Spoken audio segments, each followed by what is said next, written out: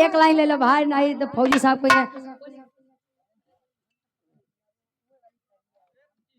का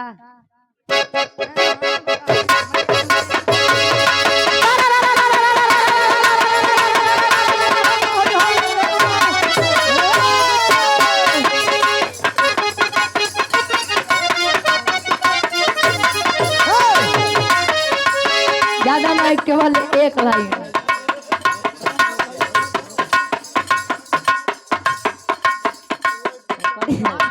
अरे उतरिए न भाई, भाव फौजी साहब बदे इतना नहीं पागल है यार। अब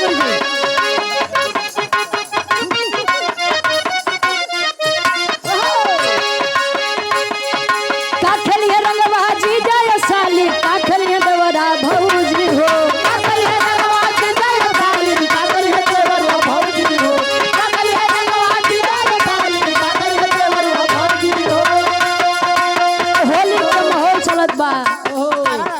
अरे बस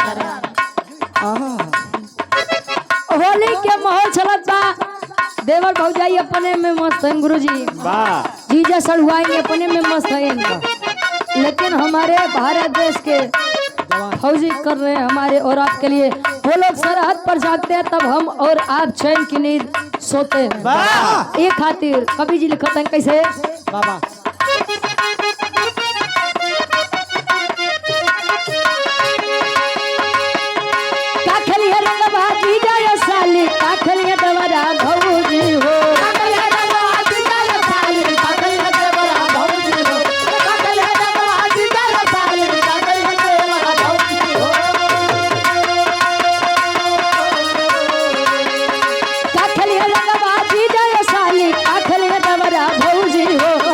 से खेले होलिया जवन सीमा प्रदेश के फौजी हो,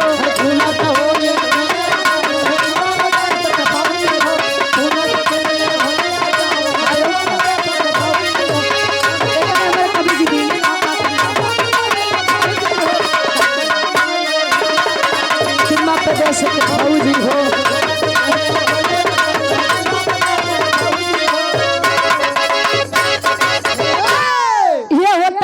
एक देश के फौजी का कर्तव्य हमारे भारत भूमि के लिए। यहाँ लोग अपनी माँ के लिए अपनी जान नहीं दे सकते, लेकिन भारत देश पर जो फौजी के रूप में चुने जाते हैं वो अपने भारत वर्ष के लिए अपनी जान को कुर्बान कर देने का कार्य करते हैं। तहे दिल से धन्यवाद है उन वीर सपूतों का, बहुत खूब का।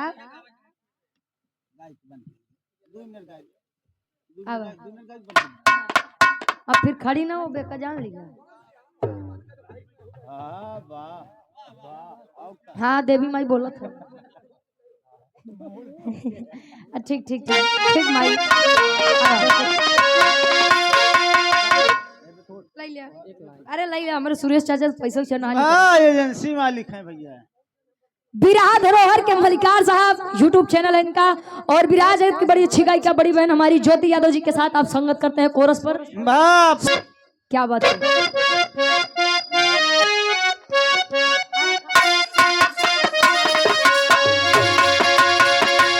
एक बार बुढ़ावा बेईमान,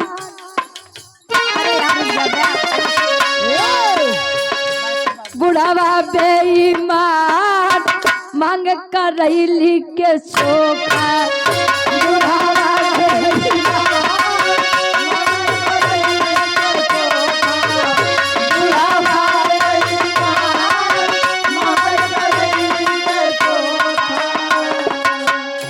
लेकिन आजकल देखा बुरा हो नहीं के लागे जे ऐसे होई है। सुरेश चाचा सब बदे नहीं बाबा। कभी जी लिखते हैं एक लाइन कैसे, हाँ वो हमारे अखाड़ा में सब गावत है। अरे सूरज एजेंसी हाँ हाँ जा बड़का बाबू समझो उनके। आवा मर्द होई गए बेकार, मर्द होई गए बेकार घूमे लड़की के पीछे, मर्द होई गए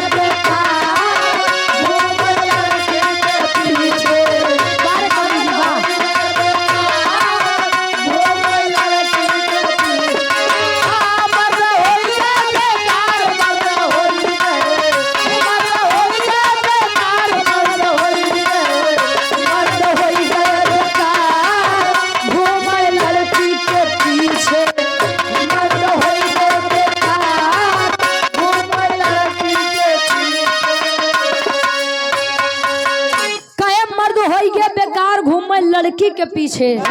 सब बदे नाई बा केहू बदे बा नाई लगे बुरा लागे सबके। हाँ कभी जी ध्यान दे हैं कभी जी हाँ बेनी ध्यान दिया। हाँ कितना जने तने शादीशुदा हैं तले हो न हो फिर हम परा है। वाह 2:45 हो जाते हैं। हाँ हाँ मंजीते भैया तुम्हारे जानते हैं ओन तो केवल करता वाले माँ तू लोग करती वाले माँ। हाँ वो नहीं लायक कहाँ एक जने अब कभी जी लिखते हैं किसे अरे तब के मर्द मोछ के बात बोले जज्बाती आय अब के मर्द मुझ मुंडा हो गए तनिको शर्म ना आती हाथी सजूम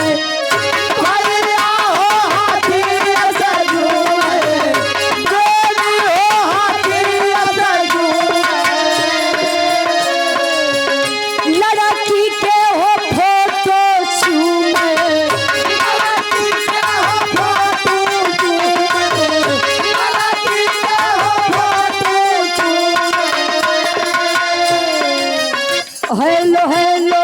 जान करके प्यारी जता घूमिल सम्मा जैया पकड़ने आवे बनते हनुमान मिल के सब नती बिगड़ा संस्कार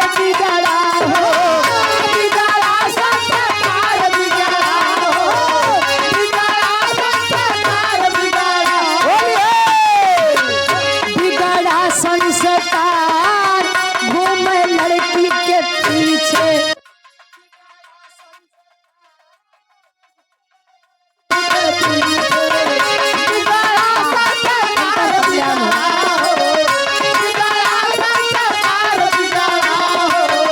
बिगड़ा संस्कार घूमे लड़की के पीछे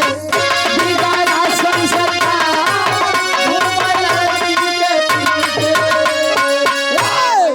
तब के मर्द मोछ ऐठ के बात बोले जज्बाती अब के मर्द मुछ मुंडा हो गया तनिको शर्म नहीं आती।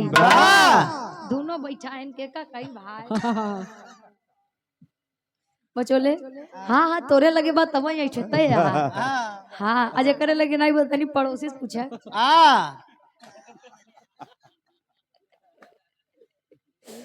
पहले के लोग मोछ ओछा रखे में बड़ा शौकीन हो डब्लू गुरु जी आशो के लड़का कुछ है जब मोछा रखे में बड़ा शौकीन है बड़ा टाइट करके चलत थे अब कितना जने था एकदम साफ कराई के टारी है जब नहीं ऐठत तब का झूठे के ऐठे पड़ा उनका खेती खराब हो गई। अच्छा उनकर खेती खराब हुई वाह तो लाग मिले गए ना पिछवाड़े के पकड़ ले हाँ पूरा हनुमान जी बने दिए हैं चले लगी है अरे मारे गुरुजी ये समरी है ये समरी है जैसे कब हम मरवाए न रहे हनुमान बने दी वाह ये पहले उरे आज के मर्दन में अंतर बा का मरे काका दादा हरे प्रेम नहीं करत रहे वाह सब करत रहे कैसे हो ये सब खुरपी से निशान लगाए कर अच्छा खुरपी के निशान काहे बदल लगावे वाह कहां जब मैं छाछ चली है समर की वाह तो चरी पिछवाड़े वहां के चली है हाय हाय अच्छा अपने बाबू वाली नहीं अरे मतलब अपने बाबू जमाना वाली यार दादा हमार बड़ा सीधा है हम देखे ही बहुत बहुत धन्यवाद बा दादा और दादी के जो से अंतरा के आखिरी अंताल में कभी लिखते न बाद बाहर से सुन लिया अरे हाँ बताओ दादा तना दे दे बहुत बात अगर बात वहां जवाब अबे का जानता हो जवाब न दी है अबे वो जवाब न दी हो ही नहीं सकत हाँ उन्होंने तनी ले लिया अब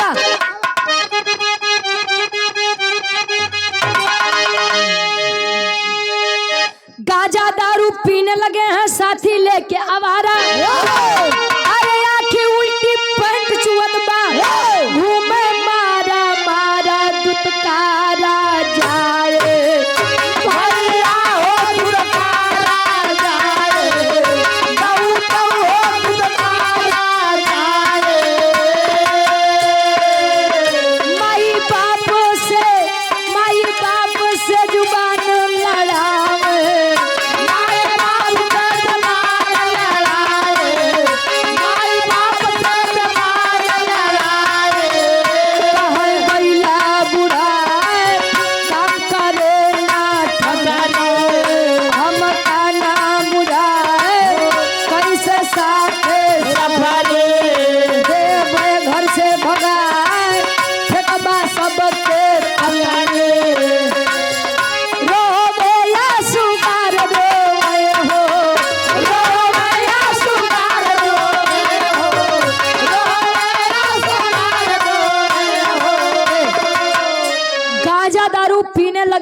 साथी लेके आवारा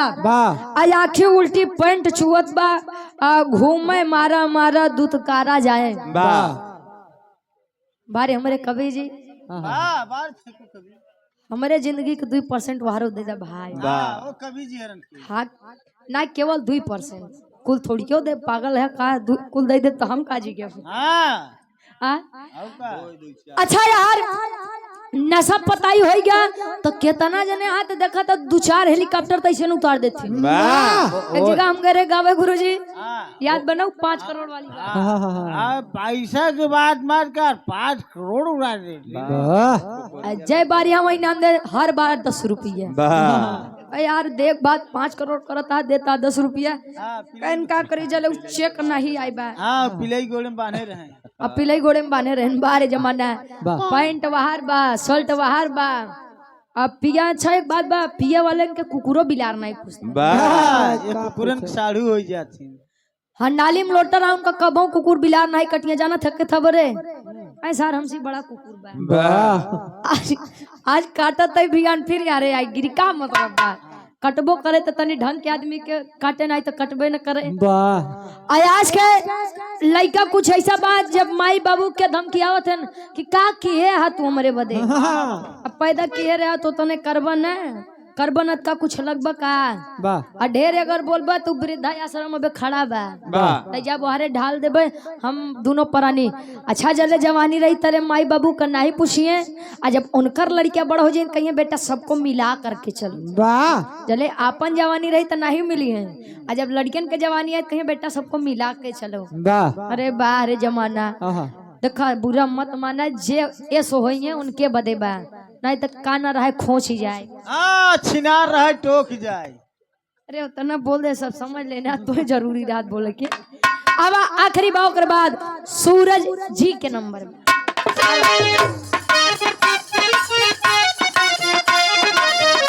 रुचि काहे दिखा रे रुचि काहे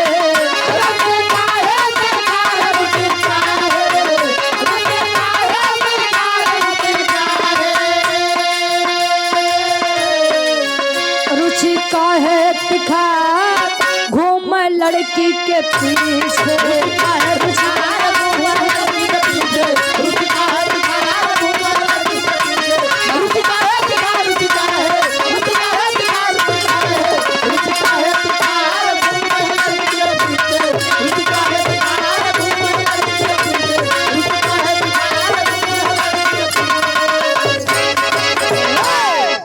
धन्यवाद बा सूरज एकदम से सुन ला ओकरे बाद से कार्यक्रम समापन हो जाए ओके रिकॉर्ड कर ले जाए हाँ वो